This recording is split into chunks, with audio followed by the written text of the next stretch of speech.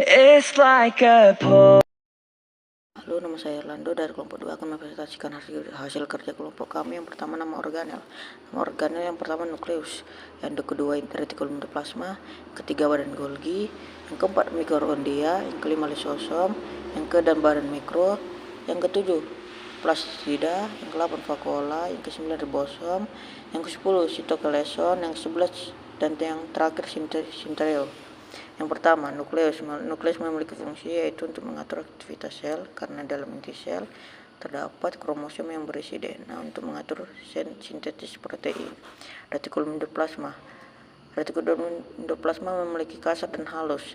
Yang kasar sebagai alat transportasi protein yang disintetiskan oleh ribosom. Halus menyintis lipid, fosfolipid, dan steroid. Badan Golgi. Yang pertama, membentuk membran sel dan dinding sel tumbuhan.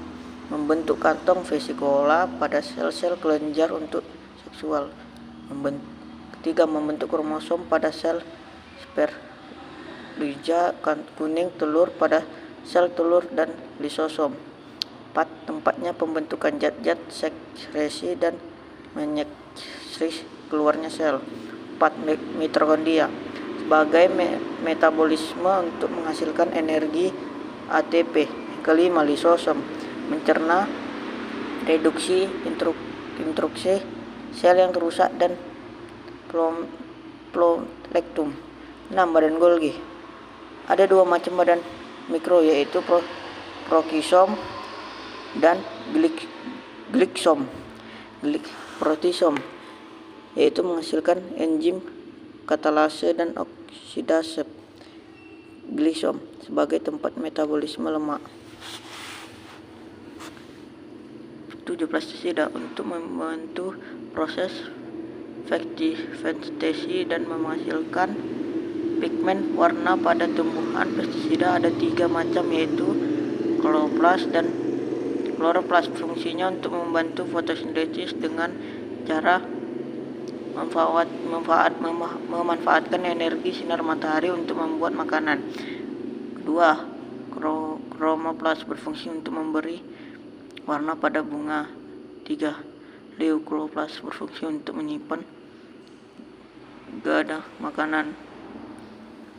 8. Vakuola menyimpan alkaloid dan pigmen autosinanis, tempat penimbunan sisa metabolisme ataupun tempat penyimpanan zat makanan. 9. Ribosom berfungsi dalam sintetis protein. 5. Sitokaleson sebagai gerangan sel membantu gerakan substansi dari satu pigmen ke pigmen lain dan memberikan mononik kepada sel. Sitokaleson tersusun menjadi 3 jenis, yaitu mikrotubulis,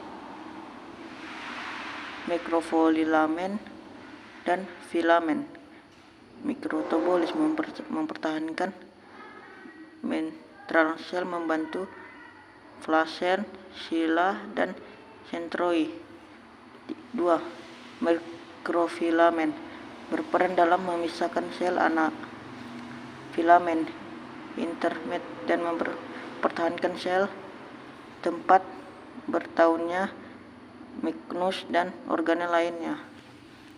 Yang terakhir, sentroid sebagai pembelahan sel dan menyusun